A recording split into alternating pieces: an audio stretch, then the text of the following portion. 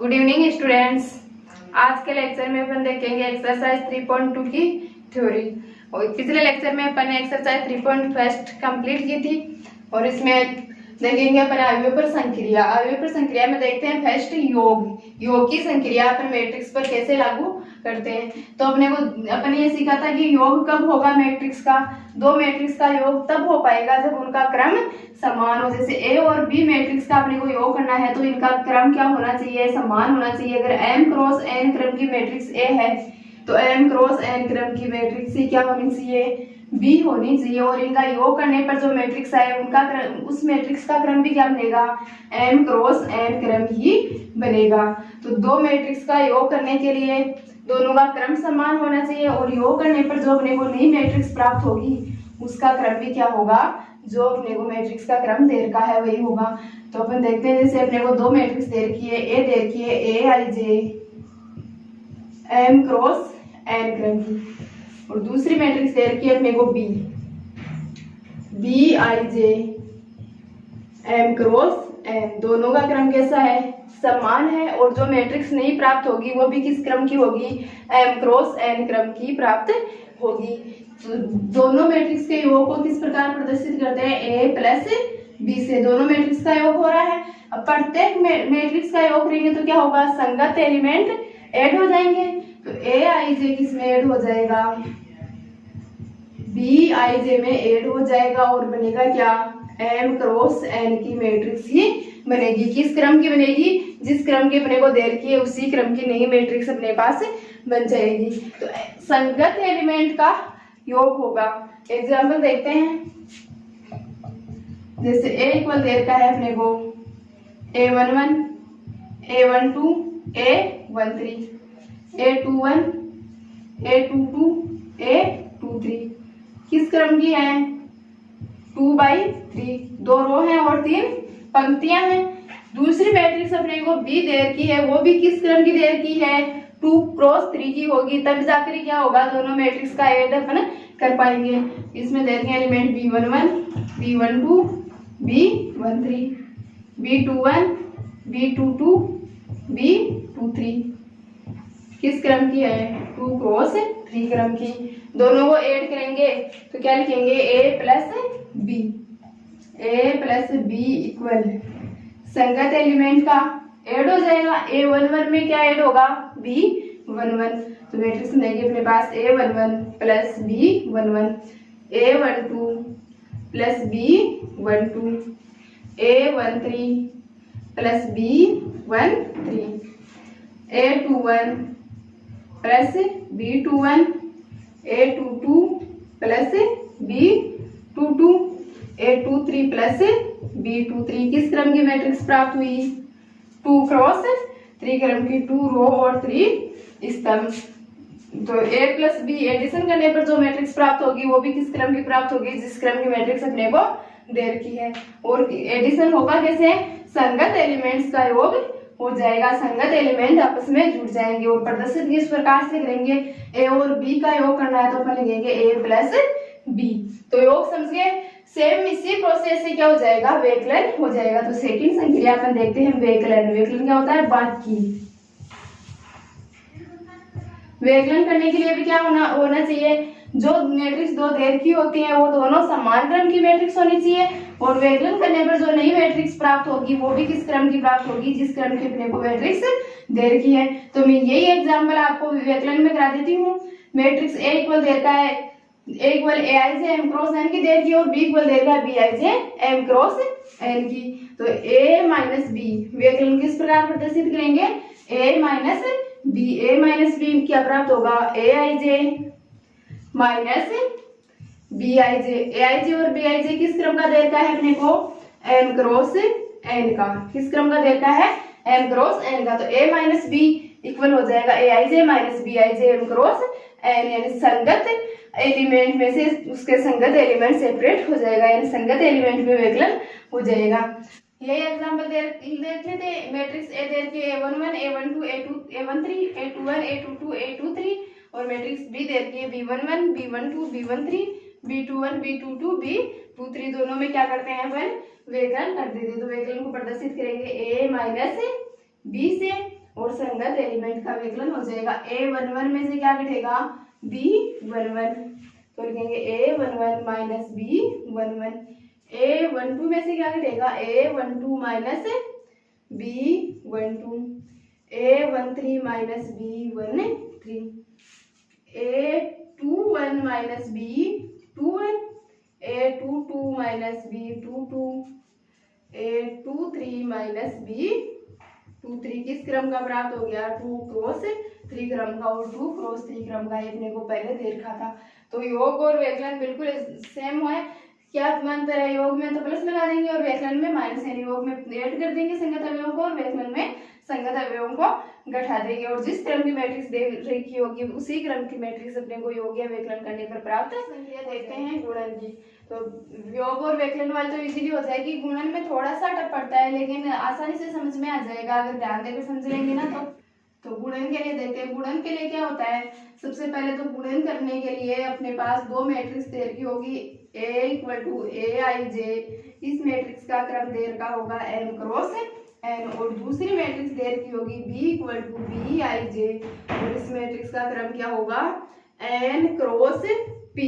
तो गुणन के लिए क्रम कैसा होना चाहिए, समान क्रम न होकर पहले मैट्रिक्स की स्तंभों की संख्या दूसरे मैट्रिक्स की पंक्तियों की संख्या के बराबर होनी चाहिए। यानी A इंटू बी करें, A इंटू बी करें तो क्या पहली मैट्रिक्स कौन सी बन गई, A, तो A की स्तंभों की संख्या और B की पंक्तियों की संख्या समान है तो अपन उन मैट्रिक्स का गुणन आसानी से कर सकते हैं। और अगर यह पंक्ति और स्तंभ और पंक्ति की संख्या समान नहीं है तो अपन गुणा नहीं कर सकते। तो दो मैट्रिक्सों का गुणा करने के लिए क्या होना चाहिए, पहले मैट्रिक्स के स्तंभों की संख्या दूसरी मैट्रिक्स की पंक्तियों की संख्या के बराबर होनी चाहिए। इसका अपन A गुणा B तो निकाल सकते हैं आसानी से, लेकिन क्या B गुणा A निकाल सकते हैं क्या, B गुणा A करेंगे तो क्या होना चाहिए, B के स्तंभों की संख्या A की पंक्तियों की संख्या के बराबर होनी चाहिए।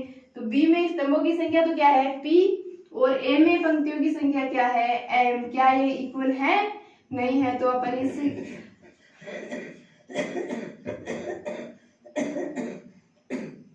अपने को इस प्रकार दो मैट्रिक्स A और B दे रखी है जिनका अपन A गुणा B तो कर सकते हैं लेकिन B गुणा A नहीं कर सकते। क्यों नहीं कर सकते, रीजन आसानी से समझ में आ गया। गुणा करने के लिए क्या होना चाहिए, पहले वाले मैट्रिक्स के स्तंभों की संख्या दूसरी मैट्रिक्स के पंक्तियों की संख्या के इक्वल होनी चाहिए। तो ये बात A गुणा B में तो फॉलो हो रही है लेकिन B गुणा A में फॉलो नहीं हो रही। तो ये तो हुआ कि गुणा करने के लिए मैट्रिक्स किस प्रकार की होनी चाहिए। अब अपन गुणा देखते हैं मैट्रिक्स का होगा कैसे। अब ले लेते हैं दो मैट्रिक्स A इक्वल अपने को दे रखा है A11 A12 A21 A22। किस क्रम की मैट्रिक्स हो गई, 2 क्रॉस 2 की, दो ही पंक्तियां हैं और दो ही स्तंभ है, तो 2 क्रॉस 2 की मैट्रिक्स दे रखी है। B इक्वल दे रखा है अपने को। अब B में देखना है, यहां से ध्यान देना, गुणा करेंगे अपन इनका A इंटू बी करेंगे। क्या करेंगे, A into B. A into B करने के लिए B में पंक्तियों की संख्या कितनी होनी चाहिए, जितनी A में स्तंभों की संख्या है, और A में स्तंभों की संख्या कितनी है, 2। तो अपन B में पंक्तियों की संख्या तो 2 ही लेंगे, स्तंभों की संख्या चाहे कितनी हो उससे कोई फर्क नहीं पड़ता A गुणा B करने में। तो अपन B में पंक्तियों की संख्या कितनी ले लेते हैं, 2 ले लेते हैं। B11 B12 B13, स्तंभों की संख्या कितनी ले ली, 3।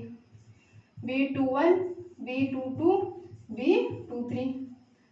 किस क्रम की मैट्रिक्स बन गई अपने पास, 2 क्रॉस 3 क्रम की मैट्रिक्स बन गई। तो A इंटू बी करते हैं, मैंने इसका क्रम भी 2 क्रॉस 2 ले लेते हैं तो कोई इफेक्ट नहीं पड़ता, 2 क्रॉस 2 से भी हो जाएगा क्योंकि पंक्तियों की संख्या तो उसमें भी क्या रहनी है, 2 ही रहनी है। तो 2 क्रॉस 3 की मैट्रिक्स का मल्टीप्लाई कराते हैं, कहते हैं A into B. A into B में क्या करेंगे, प्रत्येक पंक्ति को प्रत्येक स्तंभ से गुणा करेंगे। तो पहली पंक्ति पहला स्तंभ, फिर सेकेंड स्टेप में आ जाएंगे पहली पंक्ति दूसरा स्तंभ, फिर थर्ड स्टेप में क्या बनेगी, पहली पंक्ति तीसरा स्तंभ। तो करते A11 किससे गुणा होगा, B11 से। पहले स्तंभ का पहले एलिमेंट B11 है, फिर A12 प्लस A12 किससे मल्टीप्लाई होगा, B21 से। फिर सेकंड में क्या आएगा, A11 सेकंड स्तंभ से गुणा होगा तो B12 plus A12 B22।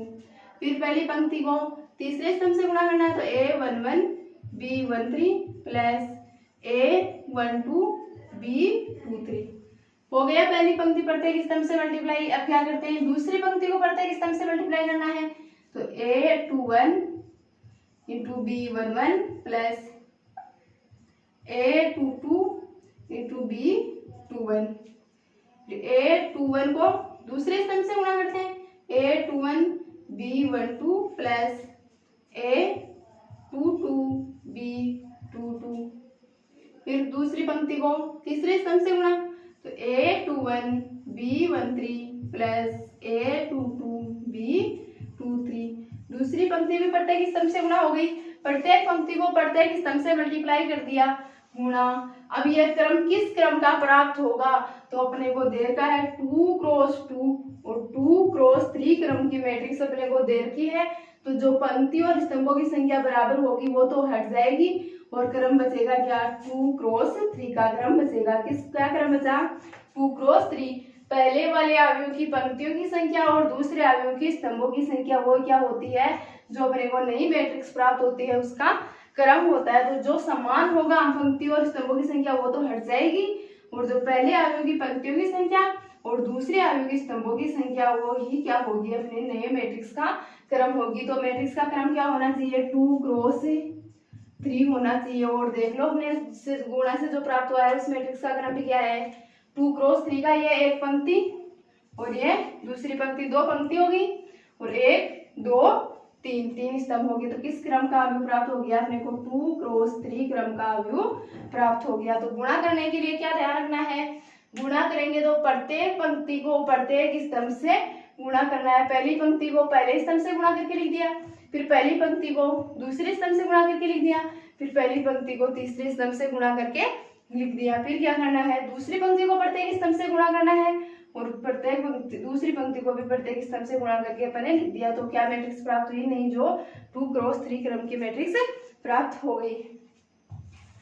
Next देखते हैं कि अपन किसी मैट्रिक्स को अदिश संख्या से गुणा करें तो क्या फर्क पड़ता है। अदिश गुणन, अदिश गुणन, अगर अपन किसी मैट्रिक्स को अदिश संख्या n से गुणा करें, ए अपने को मैट्रिक्स दे रखी है Aij m क्रॉस n की, क्या दे रखी है, Aij m क्रॉस n की। और अपन इस a को किसी अदिश संख्या p से मल्टीप्लाई कर दें, किससे मल्टीप्लाई कर दें, p से मल्टीप्लाई कर दिए तो ये p क्या होगा, इस मैट्रिक्स के प्रत्येक एलिमेंट से मल्टीप्लाई हो जाएगा। क्या होगा, जो मैट्रिक्स दे रखी है उसके प्रत्येक अवयव से ये p मल्टीप्लाई होगा। तो नई मैट्रिक्स p है क्या प्राप्त होगी, p Aij m cross n की। तो देखते हैं एग्जांपल, a इक्वल अपने को मैट्रिक्स दे रखी है A11 A12 A13 A21 A22 A23। किस क्रम की है, 2 क्रॉस 3 क्रम की है। और इस अदिश गुणन में क्रम का कोई फर्क नहीं पड़ता कि कैसा क्रम होगा तब अदिश गुणन होगा, चाहे कैसा ही क्रम हो, कैसी मैट्रिक्स की अदिश गुणन कर सकते हैं। और जिस अदिश राशि से गुणा करते हैं वो अदिश राशि प्रत्येक एलिमेंट से गुणा हो जाती है। तो अपन अदिश राशि p से मल्टीप्लाई करते हैं, तो अदिश राशि p से मल्टीप्लाई करने पर बनेगा अपने पास PA, क्या बनेगा, PA। और ये p है वो प्रत्येक एलिमेंट से गुणा हो जाएगा, यानी बन जाएगा PA11 PA12 PA13 PA21 PA22 PA23। और मैट्रिक्स का क्रम में कोई परिवर्तन नहीं होगा, मैट्रिक्स का क्रम क्या रहा, वही 2 क्रॉस 3 क्रम का। तो अदिश गुणन के लिए मैट्रिक्स का क्रम कैसा भी हो, कैसी भी मैट्रिक्स देर की हो, अदिश गुणन हो जाता है। और जिस अदिश संख्या से गुणा करते हैं वो अदिश संख्या मैट्रिक्स के प्रत्येक अवयव से मल्टीप्लाई हो जाती है। तो ये आज देखिए अपन ने अवयव की 4 संक्रिया, फर्स्ट योग, सेकंड वैकलन, थर्ड गुणन और फोर्थ अदिश गुणन। तो योग और वैकलन तो क्या है, संगत अवयव जुड़ जाएंगे या घट जाएंगे। गुणन में क्या करना है, प्रत्येक पंक्ति को प्रत्येक स्तंभ से गुणा करते हुए चलना है। पहली पंक्ति को पहले सभी स्तंभों से मल्टीप्लाई कर देंगे, फिर दूसरी पंक्ति को सभी स्तंभों से मल्टीप्लाई कर देंगे। और क्रम में ध्यान रखेंगे क्या क्रम बनेगा, पहली पंक्ति पहले अवयवों की पंक्तियों की संख्या और दूसरे अवयव की स्तंभों की संख्या जो होगी उस क्रम की अपने को नई मैट्रिक्स प्राप्त होगी। और फोर्थ देखा अदिश गुणन। अदिश गुणन में क्या है, जिस किसी अदिश राशि से अपन गुणा करते हैं मैट्रिक्स को, वो अदिश राशि उस मैट्रिक्स के प्रत्येक अवयव से गुणा हो जाती है। और जो नई मैट्रिक्स प्राप्त होती है उसमें क्रम पर कोई फर्क नहीं पड़ता, जिस क्रम की अपने को मैट्रिक्स दे रखी होती है उसी क्रम की मैट्रिक्स प्राप्त होती है। तो आज के लेक्चर में इतना ही काफी। आगे के लेक्चर में देखेंगे अपन कि योग, क्रम, इनमें शास्त्रीयता कौन कौन से नियमों का पालन करता है, गुणन कौन से का करता है, ये सब आगे के लेक्चर में अपन सीखेंगे।